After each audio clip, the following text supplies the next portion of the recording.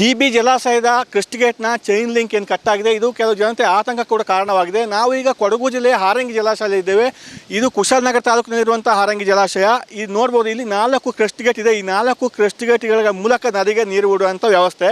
ಆದರೆ ಬೇರೆ ಜಲಾಶಯಗಳಲ್ಲಿ chain link ಇರುತ್ತೆ. ಈಗ ಟಿ.ಬಿ. ಜಲಾಶಯದಲ್ಲಿ ಚೈನ್ ಲಿಂಕ್ ಕಟ್ಟಾಗಿದೆ ಅಂತ ಹೇಳ್ತಾರೆ. ಇಲ್ಲಿ ಚೈನ್ ಲಿಂಕ್ ಇಲ್ಲ, ಇಲ್ಲಿ ಬದಲಾಗಿ ಕೇಬಲ್ ವ್ಯವಸ್ಥೆ ಇದೆ. ಇದು ನೋಡಿ, ಅಲ್ಲಿ ಕ್ರಸ್ಟ್ ಗೇಟ್ ಏನಿದೆ, ಕ್ರಸ್ಟ್ ಗೇಟ್ ಆಚೆ ಎರಡೂ ಭಾಗದಲ್ಲಿ ಒಂದು ಕೇಬಲ್ ಕಾಣ್ತಾ ಇದೆ. ಆ ಮೂಲಕ ಕೇಬಲನ್ನು ಮೇಲೆ ಎತ್ತಿದಾಗ ನೀರು ಬಿಡುವಂಥದ್ದು, ಈ ರೀತಿಯ ವ್ಯವಸ್ಥೆ ಇಲ್ಲಿ ಇರುವಂಥದ್ದು. ಇದು 8 TMC ನೀರು ಸಂಗ್ರಹ ಸಾಮರ್ಥ್ಯದ ಜಲಾಶಯ ಇದು ಹಾರಂಗಿ ಜಲಾಶಯ. ಮತ್ತು ಈಗ ಏನು 1800 ಕ್ಯೂಸೆಕ್ಸ್ ನೀರು ನದಿಗೆ ಬಿಡಲಾಗ್ತಿದೆ. ಆದರೆ ಇಲ್ಲಿ ನಿಮಗೆ ಕಾಣ್ತಾ ಇಲ್ಲ. ಆ ಕಡೆ ಒಂದು ಜಲವಿದ್ಯುತ್ ಕೇಂದ್ರ ಇದೆ, ಆ ಮೂಲಕ ನದಿಗೆ ನೀರು ಬರುತ್ತೆ. ಜಲವಿದ್ಯುತ್ ಕೇಂದ್ರ ಮೂಲಕ ಅಂದರೆ ಆ ಕಡೆ ಬಿಡ್ಬೋದು, ಈ ಕಡೆ ಬಿಡ್ಬೋದು. ಆದರೆ ಅದು ಹೆಚ್ಚು ನೀರು ಬಿಡಲಿಕ್ಕೆ ಆಗಲ್ಲ. ಈಗ ಸದ್ಯಕ್ಕೆ 1800 ಕ್ಯೂಸೆಕ್ಸ್ ನೀರು ಹೋಗ್ತಿರೋದ್ರಿಂದ ಅದನ್ನು ಆ ಜಲವಿದ್ಯುತ್ ಕೇಂದ್ರದ ಮೂಲಕ ನದಿಗೆ ಬಿಡಲಾಗ್ತಿದೆ. ಅದರಿಂದ ಈ ಕಡೆ ಬಂದಾಗಿದೆ. ಹೆಚ್ಚು ಮಳೆ ಆದಾಗ, ಹೆಚ್ಚು ನೀರು ಬಂದಾಗ ಈ ಕಡೆಯಿಂದ ಬಿಡಲಾಗುತ್ತೆ. ಸಾಮಾನ್ಯವಾಗಿ ಇಲ್ಲಿ ಹೆಚ್ಚು ಮಳೆ ಆದಾಗ 20,000 ಕ್ಯೂಸೆಕ್ಸ್, 25,000 ಕ್ಯೂಸೆಕ್ಸ್ ಈ ರೀತಿ ನೀರನ್ನು ಬಿಡಲಾಗುತ್ತೆ. ಈ ವರ್ಷ ಅತಿ ಹೆಚ್ಚು ಮಳೆ ಇದ್ದಾಗ 27,000 ಕ್ಯೂಸೆಕ್ಸ್ ನೀರನ್ನು ನದಿಗೆ ಬಿಡಲಾಗ್ತಿತ್ತು. 20,000ಕ್ಕಿಂತ ಅಧಿಕ ನೀರು ಬಿಟ್ಟಾಗ ಇಲ್ಲಿ ಕೆಳಗಡೆ ಸ್ವಲ್ಪ ಬಡಾವಣೆಗಳು ಮುಳುಗಡೆ ಆಗುತ್ತವೆ. 2018-19ರಲ್ಲಿ ಏನು ಪ್ರಕೃತಿ ವಿಕೋಪ ಆಗಿತ್ತು ಕೊಡಗು ಜಿಲ್ಲೆ, ಆಗ ಹೆಚ್ಚು ಮಳೆಯಾಗಿತ್ತು. ಈ ಸಂದರ್ಭ 1,00,000 ಕ್ಯೂಸೆಕ್ಸ್ ನೀರು ಅದರವರೆಗೂ ಹೋಗಿತ್ತು. ಅಷ್ಟು ನೀರನ್ನು ಬಿಡಲಾಗ್ತಿತ್ತು. ಆಗ ಜನತೆಯಲ್ಲಿ ಒಂದು ಆತಂಕ ಇತ್ತು, ಏನಾಗ್ಬಿಡುತ್ತೋ ಇಷ್ಟು ನೀರು ಬಿಟ್ಟರೆ ಅಂತ ಹೇಳುವಂಥದ್ದು. ಅಲ್ಲಿಂದ ನೀರು ಅಷ್ಟೊಂದು ಪ್ರಮಾಣ ನೀರನ್ನು ಈ ಹಾರಂಗಿ ಜಲಾಶಯದಿಂದ ಬಿಡುವಂಥ ವ್ಯವಸ್ಥೆ ಆಗಿಲ್ಲ. ಒಟ್ಟಾರೆ ಇಲ್ಲಿ ಜನತೆಯ ಆಗ್ರಹ ಇರುವಂಥದ್ದು, ಆಗಾಗ ಇಂಜಿನಿಯರ್ಗಳು ಬಂದು ಇದನ್ನು ಪರಿಶೀಲನೆ ಮಾಡ್ತಾ ಇರಬೇಕು. ಇದು ಏನು ಕೇಬಲ್ ಇದೆ, ಕ್ರಸ್ಟ್ ಗೇಟ್ ಇದೆ, ಅದು ನೋಡ್ತಾ ಇರಬೇಕು. ಪರಿಶೀಲನೆ ಮಾಡಿದಾಗ ಏನಾದರೂ ಇದ್ದಾಗ ಸಮಸ್ಯೆ ಇದ್ದಾಗ ಗೊತ್ತಾಗುತ್ತೆ. ದುರಂತ ಸಂಭವಿಸಿದ ಮೇಲೆ ಎಚ್ಚೆತ್ತುಕೊಳ್ಳೋದಕ್ಕಿಂತ ಮೊದಲು ಎಚ್ಚೆತ್ತುಕೊಳ್ಬೇಕಂತ ಹೇಳಿ ಜನತೆ ಆಗ್ರಹ ಇದೆ. ಕ್ಯಾಮರಾ ಪರ್ಸನ್ ದಿವಾಕರ್ ಜೊತೆ ಅನುಕಾರ್ಯಪ್ಪ, ರಿಪಬ್ಲಿಕ್ ಕನ್ನಡ, ಕೊಡಗು. ನಾವು ನಾನು ಒಂದು 4-5 ದಶಕಗಳಿಂದ ಅದು 50 ವರ್ಷ ದಾಟ್ತು ಆ ಡ್ಯಾಮಿಗೆ. ನೋಡ್ತಾ ಇದ್ದೀವಿ, ನಿರ್ವಹಣೆ ನಿರಂತರವಾಗಿ ಆಗಬೇಕಾಗುತ್ತೆ.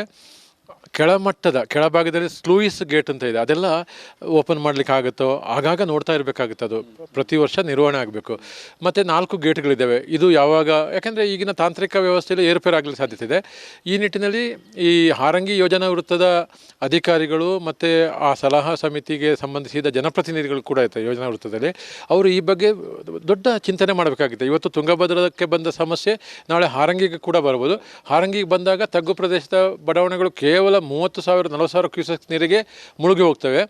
ಒಂದು ವೇಳೆ ಅಪಾಯಕಾರಿ ವ್ಯವಸ್ಥೆಯಲ್ಲಿ ಇಡೀ ಆ ತಗ್ಗು ಪ್ರದೇಶ ಮತ್ತು ಟೋಟಲಿ ವ್ಯವಸ್ಥೆ ಏರುಪೇರಾಗ್ಬೋದು.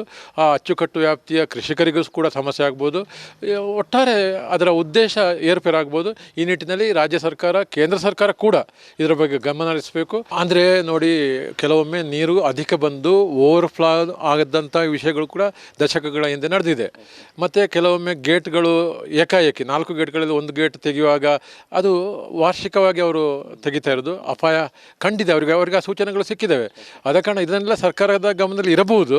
ಆದರೂ ನಮ್ಮ ಆಗ್ರಹ ಏನಂದರೆ, ಒಟ್ಟಾರೆ ಇಡೀ ಕುಶಾಲನಗರದಲ್ಲಿರುವಂಥ ಆ ಹಾರಂಗಿ ಅಣೆಕಟ್ಟಿನ ಬಗ್ಗೆ ಮೇಜರ್ ಒಂದು ನಿರ್ವಹಣೆಯ ಬಗ್ಗೆ ಕಾಳಜಿ ವಹಿಸಬೇಕಾಗುತ್ತೆ. ಆ ಮೂಲಕ ಆ ಕೃಷಿ ಉತ್ಪಾದನೆಗೆ ಅಂತ ಗುರಿ ಹೊಂದಿದ್ದಾರೆ, ಅಥವಾ ಪ್ರವಾಸೋದ್ಯಮಕ್ಕೆ, ಅಥವಾ ಇನ್ನೊಂದು ಕಡೆ ಹಿನ್ನೀರು ಮತ್ತು ಕೆಳಭಾಗದ ಜನತೆಗೆ ಕೂಡ ಆಗುವ ಅಪಾಯನ ತಡೆಗಟ್ಟಬೇಕಾಗ್ತದೆ.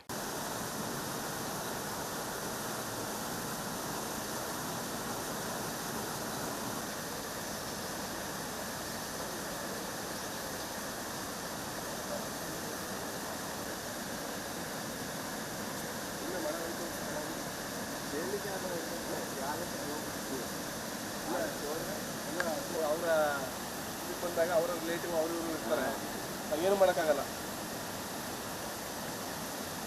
ಈ ಬೋಟಿಗೆ ತೆಗ್ಸೋಕ್ಕಾಗಲಿಲ್ಲ.